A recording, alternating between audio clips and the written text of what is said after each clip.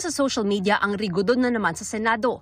Ang papalit umano kay Senate President Tito Soto, si Senate Minority Leader Alan Peter Cayetano. Si Senate President Pro Tempore Ping Lacson, aminadong kung sino ang may numero, siya ang mananalo. Ngayon, sa pananaw ng aking mga kasamahan, nagkukulang din siya sa leadership. Laging ganyan naman sa Senate. Kung sino yung merong majority, kung sino yung merong 13, at least 13, pwedeng tanggalin yung nakaupo at palitan ng kung sino man yung merong 13. Si Senador Win Gatchalian itinangging may galaw para palitan si Senate President Soto. Ang Tindig Pilipinas na isa sa organizers ng Trillion Peso March, suportado raw ang kasalukuyang mayorya at tutol daw sa anumang galaw ng minority, gaya ni Senador Alan Peter Cayetano na mag-take over bilang Senate President. Sa tingin ng grupo, kapag naging Senate President si Cayetano, maililibing daw ang mga anilay krimen ng mga Duterte sa isang biased at mapanlinlang na umano'y transparency. Hinihingan pa namin ng tugon dito si Cayetano at ang Senate minority. Pero sa isang Facebook post, may ibang leadership change na mungkahi si Cayetano. Dapat daw mag-resign na lahat, mula presidente, vice-presidente, senador at kongresista, at magdaos ng staff elections bilang tugon sa anyay kawalan ng tiwala ng taong bayan sa gobyerno. Pero hindi raw pwede tumakbo ang sinumang incumbent official sa isang election cycle. Hindi naman daw kailangan galawin ang mga gobernador, mayor at barangay chairperson. Imbis na mag-people power pa raw, magsakripisyo ang mga people servant. Wala pang pahayag ang Malacanang, Kongreso at Office of the Vice President kaugnay rito. Para sa GMA Integrated News, Mav Gonzalez, nakatutok, 24 oras.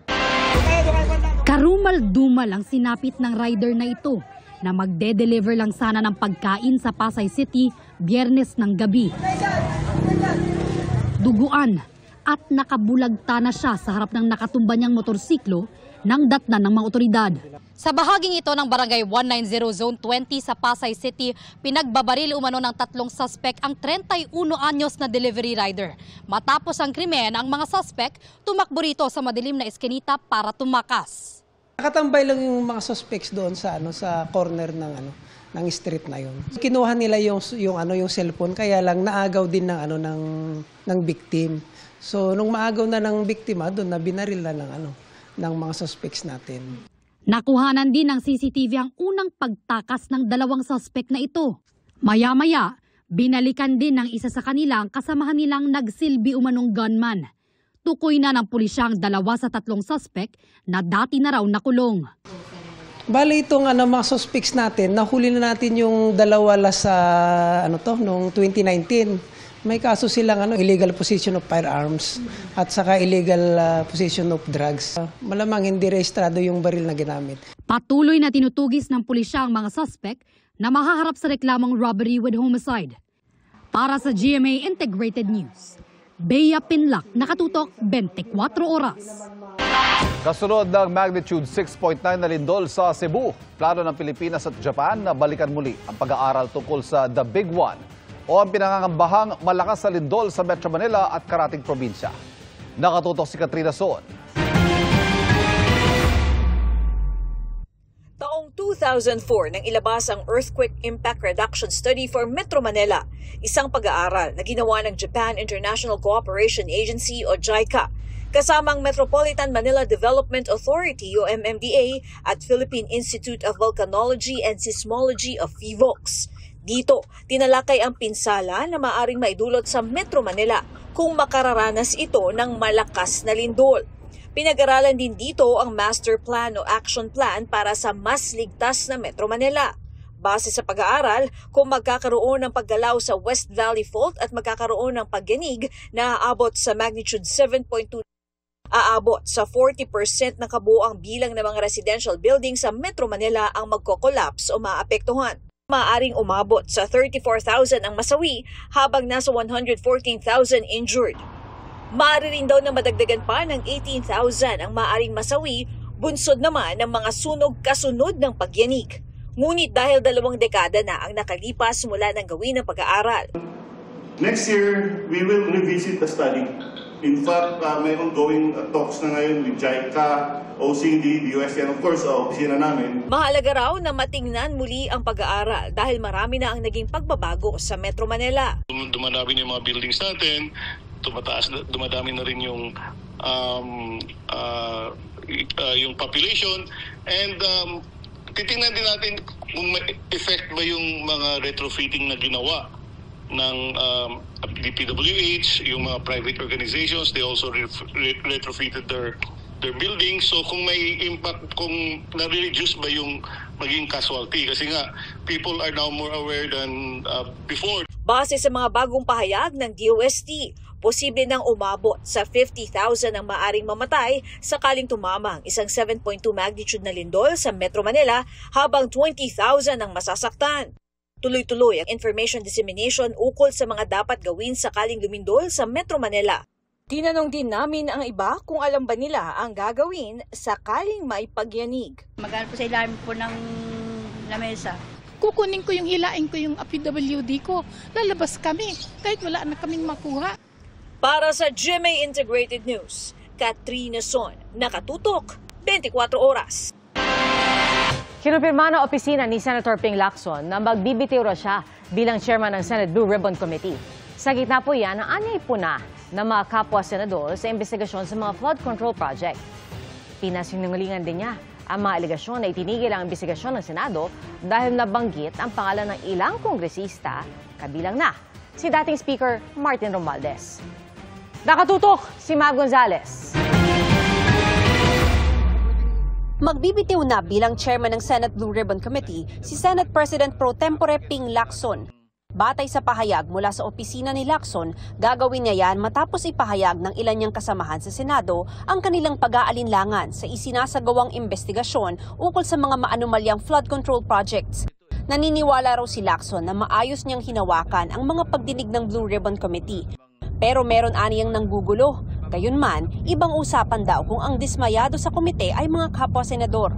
Kung mayroon sa kanila walang tiwala, then hindi naman ako ganun kamanhid para hindi ko maramdaman yon dahil nga nakapag-express na sila ng disappointment. Opo. At kung ang dahilan ay dahil meron nasa sangkot, meron mga pangalan ng aking mga colleagues na nababanggit. Sabihin natin, dating Senate President Escudero, si Senator Estrada, Senator Villanueva. Ang tingin nila, bakit ang pinupuntirya, rightly or wrongly, at sasabihin ko, false yung narrative na nasusundan na pinupuntirya ko lang yung aking mga kasamahan at iniiwas ko doon sa sinasabing mismo mga arkitekto ng lahat ng ito na sina dating Speaker Romualdez at dating Congressman Saldico. Well, I'm telling you, that's a false narrative. Sabi pa ni Lacson, walang katotohanan ang alegasyon ng netizens na itinigil umano ang investigasyon ng Senado dahil nabanggit sina dating House Speaker Martin Romualdez at dating Ako Bicol Party List Representative Zaldico at ang anilay pagdiin ng komite sa mga senador na idinawit ng resource person sa flood control kickbacks. Pinabulaanan din ni Lacson na nagpapapogi siya sa mga pagdinig. Last term na raw niya ito, hindi na niya kailangan ng political capital. Para sa bayan na nga lang ito, parang ito na lang yung balik utang na loob ko sa pagkatagal-tagal ko ring na ginugol na panahon bilang public servant, mga basing na nakukuha ko. Pero sige lang, hindi naman ako na-distract doon. Pero pagka yung mga colleagues ko na ang nagpapahayag na hindi na sila happy o kaya disappointed sila, ibang usapan yon. Kasi nga, sila yung nag-elect sa akin. At sila nag-elect ng lahat ng chairpersons ng lahat ng komite. So pag wala silang, pag majority sa kanila, wala nang tiwala, what is left for me to decide on or to do except magbitin lang bilang chairman. Hindi naman aniya nangangahulugan na kung magbitiw siya sa komite, titigil na ang laban niya kontra korupsyon. Kailangan munang i-manifest ni Lacson ang kanyang pagbibitiw sa plenaryo. Pagkatapos ay maghahalal sila ng bagong chairman. Bago inanunsyo ang pagbibitiw, kinansela ni Lacson ang pagdinig ng Senate Blue Ribbon Committee ukol sa katiwalian sa flood control projects na nakaschedule ngayong linggo dahil nakiusap aniya si Senate Finance Committee Chairman Senador Win Gatchalian na i-prioritize ang budget deliberations. May hinihintay din daw silang dokumento galing sa ibang ahensya. Pero paglilinaw ni Lacson, hindi pa tapos ang kanilang investigasyon. Kasama pa raw sa mga iimbitahan nila sina Romualdez at Co. Pinatawagan ko yung DOJ kung totoo bang mayroong tell-all affidavit yung mga diskaya. Pareho ang tugon, hindi available at yung sa executive judge, pinadala sa NBI pa yung specimen signatures ni Atty. Espera, kaya mga kulang daw 1 linggo bago lumabas yung resulta. Ganun na ng DOJ, medyo parang vacillating yung mag-asawa at hindi raw talaga definite kung talaga magte-tell all o hindi. Nananatiling suspended until further notice kasi hindi natin alam kung kailan magkakaroon ng puwang. Sa panawagan ng ilan na ipaubaya na sa Independent Commission for Infrastructure o ICI ang investigasyon sa flood control anomalies, That's also one option. Pero sa tingin ko, lalo nang mapapasama yung perception sa Blue Ribbon Committee. Tsaka sa inyo, sir. Tsaka sa napasok inyo. na, nabanggit na yung pangalan ni dating Speaker Romualdez at meron nang lumalabas na malinaw na ebidensya kasi corroborated na mga records. Yung kay ex-Congressman Saldico, lalo pangit namang ite-terminate. Di lalo nang nabuo yung suspicion, na-reinforce pa yung suspicion na talagang pinoprotektahan namin yung dalawa. Makokontrol ko ba yung nagbanggit ng pangalan ni dating Senate President Escudero? Makokontrol ko ba yung nagbanggit ng pangalan ng tatlo kong dating kasamahan at kasamahan sa ngayon? Kung saan kami dadala na ebidensya, dito kami pupunta. para sa GMA Integrated News, Mav Gonzalez, nakatutok 24 oras. Patuloy ang pagdating ng tulong para sa mga nilindol sa Cebu sa gitna ng kanilang pagbangon at pagluluksa para sa mga nasawing kaanak. Mula sa San Remigio, Cebu, nakatutok live si Ian Cruz. Ian.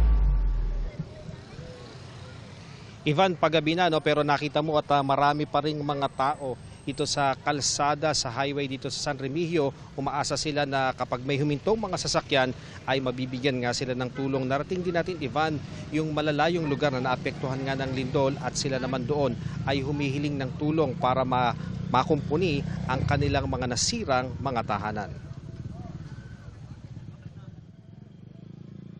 Larawan ng matinding pinsala ng lindol ang dating paraiso ni Mang Robinson sa paanan ng bundok sa Sitio Tigib, Barangay Gaway-Gaway sa San Remigio, Cebu.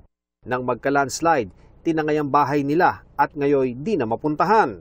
Wala raw bitak yung bundok dito sa lugar na ito, pero dahil nga napakalakas ng magnitude 6.9 na lindol, talagang bumagsak po yung malalaking bato at lupa mula dun sa taas. At makikita natin yung mga bahay dito na dating nasa gitna ay napunta na dito. Marami dyan sa kanila ay nawasak at hindi na pakikinabangan. Kaya naman tulong po ang hiling ng ating mga kababayan dito. Wala na. Paano wala tayong magawa? Paano po kayo magsisimula? Malapit na rin ang Pasko. Wala kayong gamit? Oo nga. Saan kami kukuha ng pangano? Wala kami trabaho. Naharangan ng sapa sa ilalim ng bundok. Ilang bahay ang nawasak o tuluyang bumigay. Sa Barangay Lambusan, nawala na nga ng bahay si Adonis. Pumanaw pa ang kanyang 86 anyos na lola na nadaganan ng pader. Wala. Kinig mo ka ngayon. Sorry kayo na, wag ka na muna kuha gid. Problema pa sa San Remigio, ang mga sinkhole na sa huling bilang ng LGU ay mahigit 32 na. Cebu is made up of limestones. Yung limestones, nadidissolve yan and breaks easily kapag may ulan. Although, of course, it would take several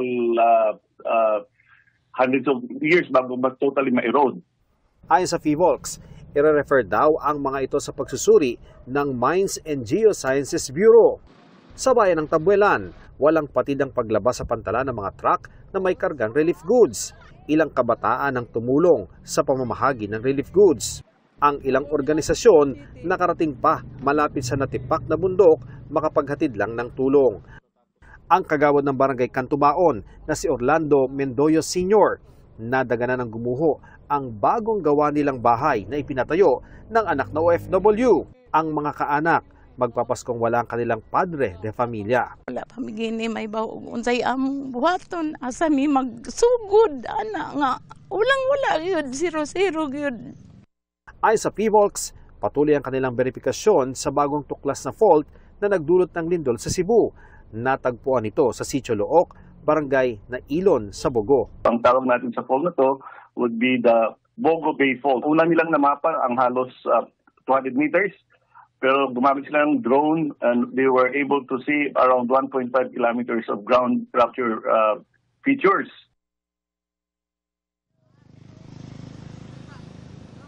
Ivan, ayon nga sa FIVOLCS ay magpapatuloy pa yung mga nararamdaman namin dito ng mga aftershocks. Kaya naman iba yung pag-iingat pa rin ang ipinapayo nila lalo na dito sa mga nasa Northern Cebu. Balik sa iyo, Ivan. Maraming salamat, Ian Cruz. Ang pagtatanim at pag-aalaga ng kawayan may malaking benepisyo. Hindi lang po sa kalikasan, kundi pati sa kabuhayan. Sa isang exhibit kaugnay sa mga teknolohiya para sa agrikultura, itinampok ng Carolina Bamboo Garden ang iba't ibang uri ng mga kawayan at mga bahagi nito na maaaring mapakinabangan sa ngalan ng sustainability. Muli rin silang magdaraos ng training seminar sa October 18 sa kanilang farm sa Antipolo, Rizal, kung saan kasama sa mga ituturo ang tamang pag-aalaga, pagpaparami, pag-ani at pagproseso sa mga kawayan para pagkakitaan ng mga ito. Sa mga interesado, bumisita lang po sa website ng Carolina Bamboo Garden. Nabalot ng smog ang iba't ibang bahagi po ng Metro Manila, pero babalikan po natin yung balitang yan mamaya. Ito po muna mga kapuso. Hardware store sa Makati nasunog at isang tao po roon ang tumalon mula po sa bubong para po makaligtas. At under control na rin matapos pahirapang mapula ang sunog sa isang warehouse sa Quezon City. Nakatutok si Von Aquino. Alas 7 ng umaga sumiklab ang sunog sa warehouse na ito sa Silencio Street sa Barangay Santol, Quezon City.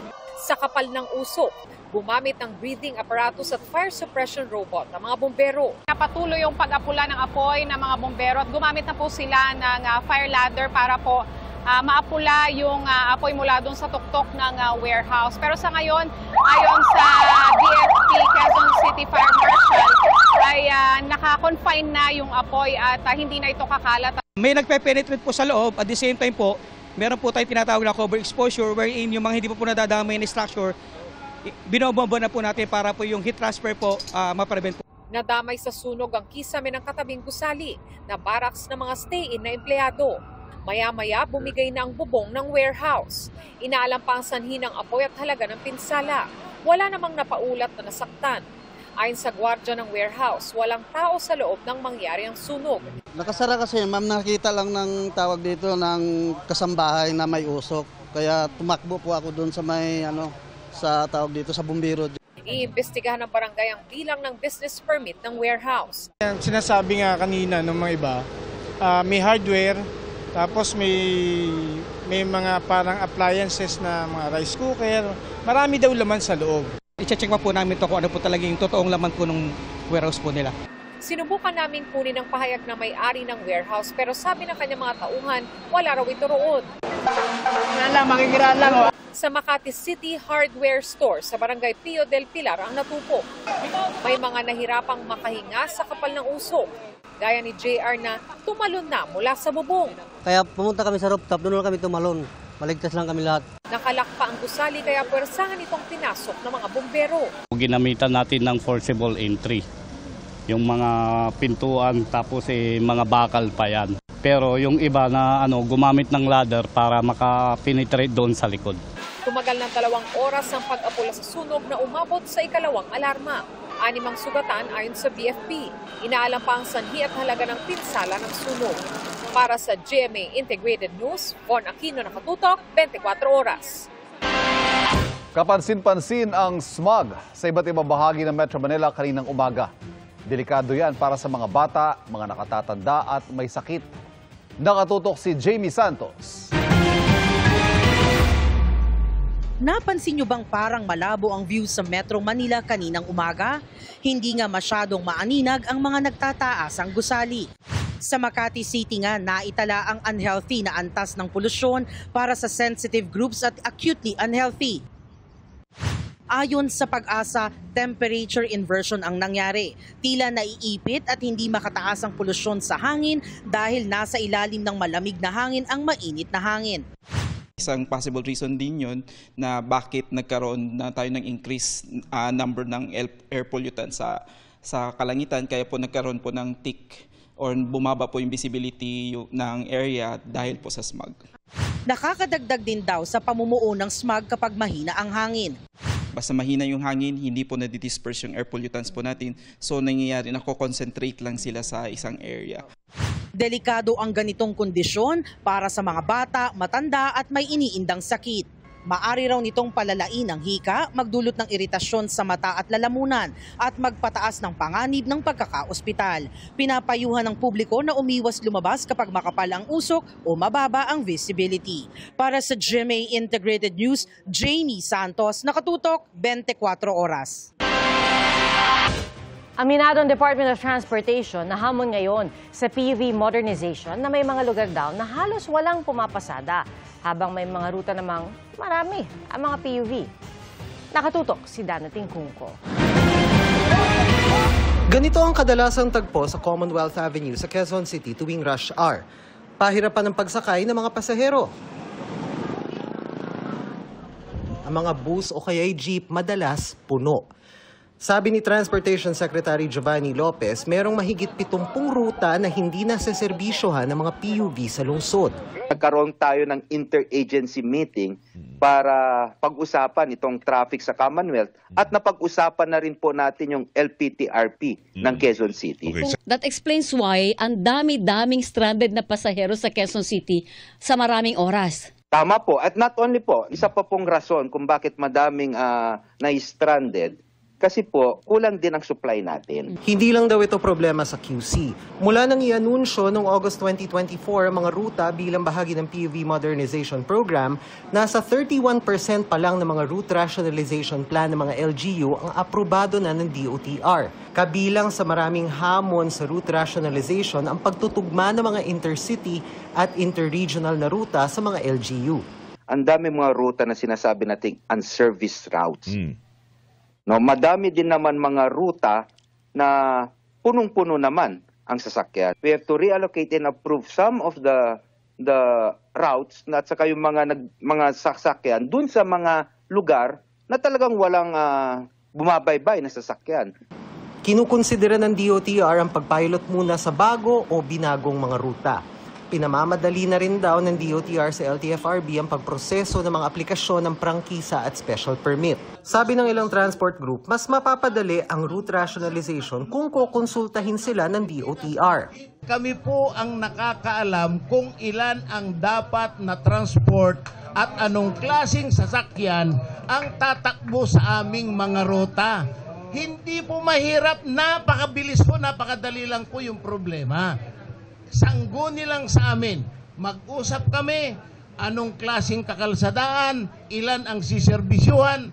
Ayon sa Manibela, sana unahin ang mga lugar na marami ang pasahero tulad ng NCR.